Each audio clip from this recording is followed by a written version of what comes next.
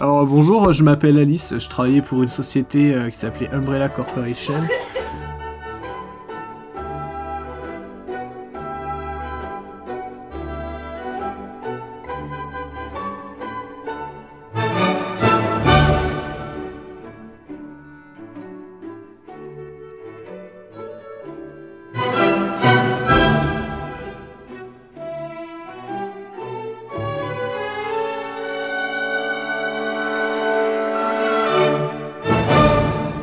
Oui, tranquille, yézeux. Salut à tous les manos, c'est HBK, j'espère que vous allez bien. Avant de démarrer la vidéo, deux petites infos. Si vous n'avez pas suivi, j'ai créé mon compte Twitch depuis début janvier, donc vous pouvez bien évidemment rejoindre la commu, le lien est dans la description. Je fais essentiellement du jeu d'horreur et c'est bien marrant parce que je me chie bien dessus et du coup vous kiffez bien. Et ça y est, j'ai enfin un Discord qui a été créé par Kira et Laure, que je remercie encore aujourd'hui parce que je trouve qu'il est vraiment top. En fait, vous avez le choix dès que vous arrivez, soit le jeu vidéo, soit l'airsoft, soit les deux. Et du coup, vous avez le contenu qui vous intéresse en fonction de votre choix. Aujourd'hui, un peu particulier parce que, vous le voyez, je suis tout seul. Je suis actuellement dans un BNB au Mans. Et si vous avez suivi, et si vous savez, au Mans, il y a qui? Il y a RTP. Et je vais aller les voir demain parce que si vous avez suivi la dernière vidéo sur le Continental, la réplique, elle a failli prendre feu. Mais ça, c'est ma faute en fait, parce qu'il y a les câbles du Péroun qui passaient sous le tube de crosse et de temps en temps, le tube de crosse, il se dévissait. Et au lieu de remettre un bon coup de serrage, je resserrais de temps en temps comme ça la main dès que je sentais que ça commençait à se desserrer. En fait, ça a sectionné les câbles. Et du coup, la batterie, elle a pas trop kiffé. Donc, si vous voulez voir, c'est sur la vidéo du Continental. Il y a David qui me dit, qui annonce au micro, ouais, HBK au spawn civil. Je me dis, ah, vas-y, c'est une blague. Je descends, je vois la réplique. Elle commence à fumer. La batterie, elle a fondu. C'était la panique à bord. Et c'est la bonne occasion, de vous faire une vidéo sur cette équipe de fous dingues. Faire des petites images, voilà, s'ils veulent parler, les mecs, ce sera avec grand plaisir. Pour ceux qui connaissent pas RTP, je trouve que c'est cool. Pour ceux qui connaissent, tant mieux, hein, ça vous fera des images, des gars qui ont monté votre réplique. Mais voilà, RTP et moi, c'est une histoire d'amour, donc ça me tient à cœur de ouf de faire cette vidéo-là. Comment il va, le man? Comment tu vas, ça va? Ça va. Ouais. Bonjour. Ça va? Ça va? Kenny. Enchanté. Enchanté. Qui a rejoint l'équipe. C'est ça. Tant mieux. Technicien, logisticien. Fais tout. Non, alors plus sérieusement, moi c'est Rémi qui est cofondateur de la société RTP. Moi je suis plus sur la partie technique. On a notre ami Jay qui est sur la partie on va dire client, relation client et logistique. Donc il est pas là aujourd'hui. Pour la partie technique, j'ai un collègue qui est juste derrière, qui s'appelle Kenny, qui est arrivé dans notre société là il y a depuis octobre. Maintenant on est deux sur la partie technique, une personne sur la partie qui est la partie commerce, comme je disais, relation client, tout ça. Après vous. Ah, ça change, hein. Ouais. Ah bah oui. Non, c'est sympa. Et là c'est les répliques qu'il faut qu'on aille tester. Quel homme. Vous avez vendu les HPA là avec la Sparklet ou pas trop encore? Alors quelques-unes. Ouais. On en a envoyé une. Ouais, la semaine dernière on en a envoyé une. Et là, la semaine prochaine, on en a encore qui partent. Ouais. Nous, ce qu'on fait ici, c'est que on va faire de l'upgrade et on va aussi proposer des répliques déjà modifiées qui seront disponibles en fait sur notre site. Le but d'RTP, c'est d'essayer d'évoluer en même temps que l'airsoft, parce que l'airsoft évolue beaucoup, et surtout en ce moment. Beaucoup de nouvelles technologies qui sortent pour tout ce qui est dans nos répliques, des MOSFET, des nouveaux moteurs. Les moteurs brushless, ça y est, il y en a plein sur le marché. Et nous, notre but, c'est en fait d'évoluer avec ce marché et puis pouvoir proposer ce qu'on essaye de faire au mieux. Des bonnes répliques qui fonctionnent bien et avec lesquelles les clients ou joueurs potentiels pourront prendre du plaisir sur les terrains. Ça va, tu t'amusais bien avec? De fou. Ah, c'est bon ça. On a des 18 pour 20 volts. Bah, faut démonter une bolt. Ah. Bah, après, je peux le faire. Ouais, carrément. Faudra qu'on en achète, on se fait. On va lui remettre à niveau. Bon, on met à start, tac, clicker. Tu mets quoi comme on vient d'habitude, toi? Tu mets les bolts? Bah ouais. Bah là, je peux tout récupérer. Ouais, si bah récupère-moi tout. Après, je pense qu'ils passent bien les. Ouais, comme ça, on va... Ah, mais, Voilà. ah oui, de toute façon, t'as pas fait le short stroke dessus encore. Non, comme ça je vais faire short stroke sur Et les tu bolts. lui laisses le slim. Le De toute façon, si je joue qu'en slim. Oui, le slim, ouais, comme ça on est bien. Notre but premier en fait c'est vraiment d'accompagner le joueur avec une réplique qui lui convienne. Et si après ce joueur a besoin de conseils ou qu'on le guide vers quelque chose, pareil, on est là pour aider. Donc voilà, nous techniquement, on fait juste voilà, du démontage de répliques et du remontage de répliques avec des pièces un peu plus performantes. Ah, on fait de la fiabilisation. Moteur slim, poignée slim, je crois que vous êtes 2 ou 3 là-bas. L'exclusivité. Là, on a des poignées AEG standard. Et en fait, elles sont. Franchement, c'est la même. Tu vois, c'est celle-là. Mais en main, franchement, regarde. Toi qui as la slim, tu sais. Pareil. Ouais, c'est pareil. Hein. Ouais, et T'as quand pas tu les mets de- cul à cul, c'est pareil. C'est pareil en fait. Ouais, t'as pas de réelle différence. Hein. Limite, tu vois, elle est encore plus fine. Et ce qui est bien, c'est que bah, là, le moteur, vraiment, il rentre pile poil. Donc, tu vois, il n'y a pas de jeu dedans en plus. Donc, c'est plutôt cool. On peut mettre perpétuellement en question sur ce qu'on fait, mais là, clairement, pendant un moment, on était en mode un peu. On n'y arrive pas, quoi. Je pense qu'il y a eu du monde qui a commandé, tu te fais dépasser, tu... Là, ça revient. On est bien chimé.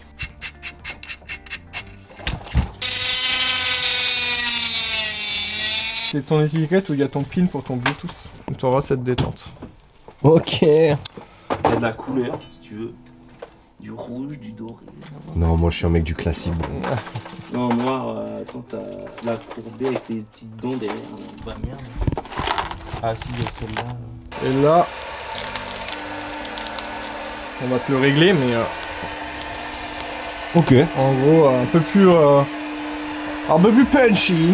Alors pour parler un peu de la société RTP, l'idée a germé dans la tête de Jay, donc la personne qui n'est pas là. Le but d'RTP, c'est d'accompagner au mieux les joueurs qui nous font confiance et de leur proposer ce qu'on peut faire de mieux. On essaye d'être toujours à la page au niveau de ce qu'on peut mettre en interne des répliques. La procédure en fait, c'est que par exemple quelqu'un qui va commander une réplique sur notre site, choisir les éléments qu'il veut dans sa réplique, on va le conseiller au mieux au niveau des éléments, on va essayer de faire quelque chose de cohérent, donc on va assembler le corps de la réplique, on va prendre une gearbox, on va assembler la gearbox, mettre les éléments que le joueur avait choisi au préalable, enfin le ratio d'engrenage, quel genre de réplique il veut, s'il veut une réplique silencieuse, si le joueur veut une réplique qui tape très fort, qui tape pas fort du tout, du Aster ou du Perrin, ou même il y en a qui peuvent prendre du Titan. Hein. En fait, au niveau de l'interne, ils choisissent un peu ce qu'ils veulent. Nous, sur ces répliques-là, comme elles sont un peu particulières, on va être plus sélectif au niveau des engrenages. On va mettre des engrenages forcément renforcés, donc en mime. Le joueur, en fait, peut choisir ce qu'il veut. Mais au niveau pneumatique et gearbox, sur celle-ci, on va rester sur du plus classique. On fait à peu près tout le temps la même chose. Ce qui va changer, ça va être la détente, le MOSFET, le clicker. Et si la personne ne veut pas de clicker, pas de clicker. Au préalable, j'ai fait mes calages. Hop. Il ne manquait plus que ceci que je vais devoir modifier. Parce qu'en gros, là, tu vois, on le chope, mais loin. Le but, ça serait qu'on le chope à peu près comme ça. Donc on serait beaucoup mieux. Donc tu vois, là, il y a une petite différence entre les deux. Et le problème, c'est que si je le chope comme ça, je vais avoir tendance à aller choper cette dent-là, je vais la frotter. Et là, ça va te faire un peu du caca. Il manque une dent sur l'engrenage, donc on va supprimer cette dent-là. Ça permet de pas aller se bloquer au fond. Le gros souci, en fait, de ces répliques-là, c'est que tu as une grosse masse derrière. Et tu as cette grosse masse qui est très lourde. Elle arrive comme ça, plus tu as ça. Donc, quand tu vas tirer un ressort, par exemple, celui-là, on va dire c'est un M110, tu vas tirer ton M110, au niveau mécanique, la réplique, elle va avoir l'impression de tirer un M160, quoi. Parce qu'il faut pousser ça, il faut pousser ça. Le piston, il va pas jusqu'au bout. Ça évite d'arriver à la partie critique où là, vraiment, ça force.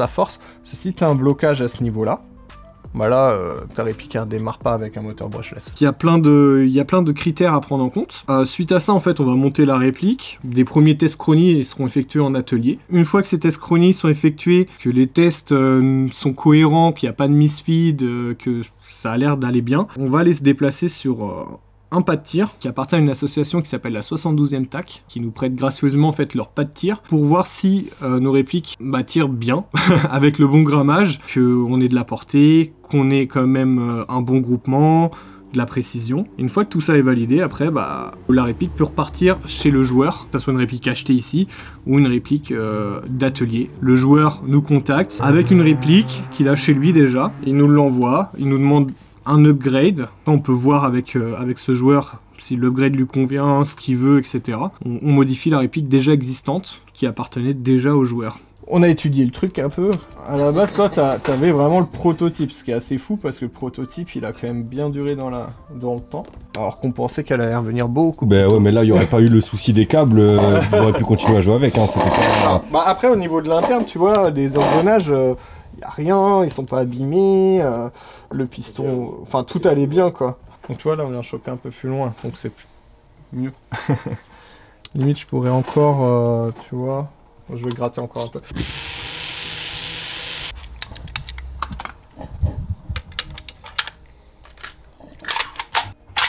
Impeccable. Tac. Allez, atelier soudure. Allez hop. Voilà.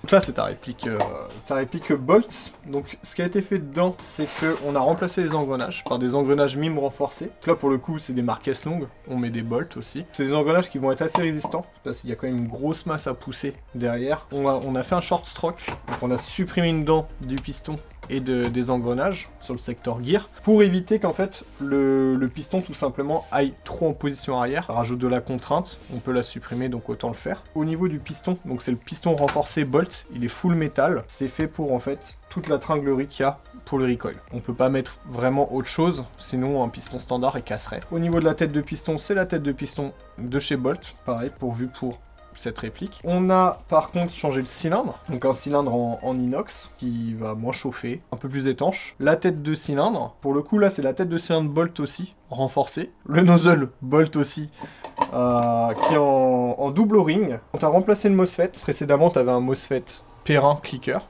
Très bon MOSFET. Et là on t'a mis un Aster Tac Clicker pour que tu puisses tester la différence des deux au niveau du clicker. Donc on t'a changé par contre la détente. Celle-ci c'est une Quantum, c'est pour que la détection se fasse mieux avec le Tac Clicker.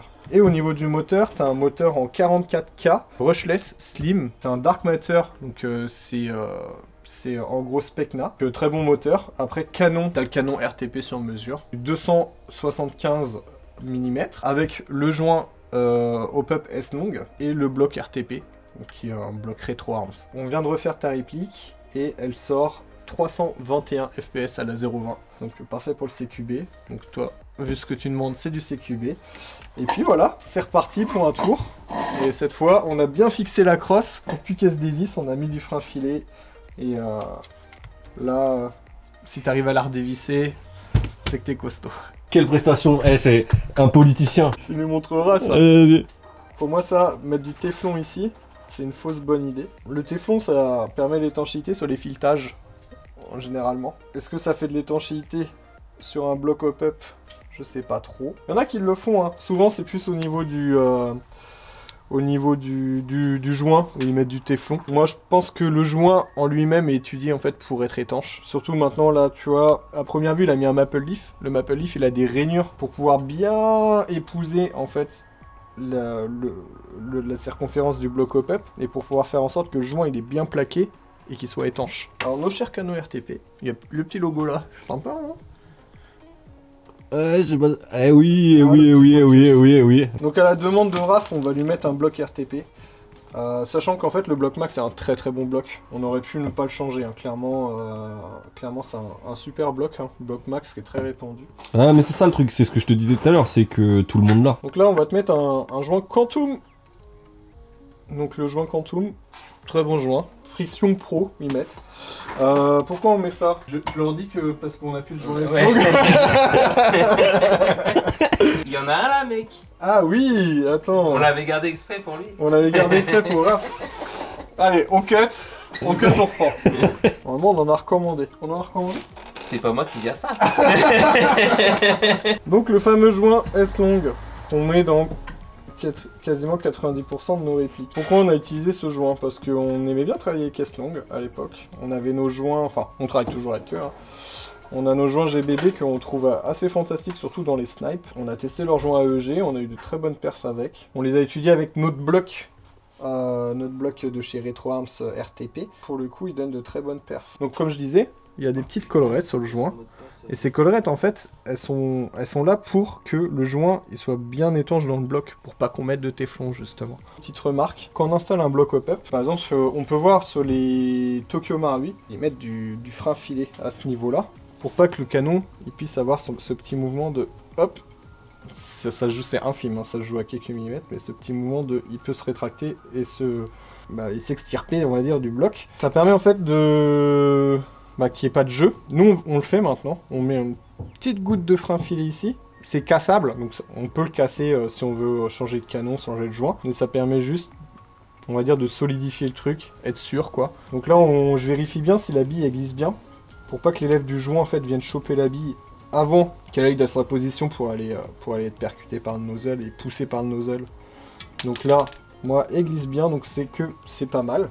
Il y en a beaucoup qui vont regarder comme ça, et ils vont se dire, ouais, c'est à peu près droit. Moi, je suggère toujours bien prendre le bloc droit et regarder par la sortie du canon, parce que du coup, on voit bien le bourrelet. Et là, du coup, mon but, c'est de le centrer. Donc, comme on peut jouer un tout petit peu sur le gauche-droite, il faut essayer de bien le centrer, pour pas avoir de side spin en fait. Après, s'il faut rectifier, on ira tirer un peu avec pour rectifier. Nous, on met un ressort. Donc en fait, ça va permettre au bloc hop-up d'avoir une résistance pour aller se plaquer en fait contre la gearbox.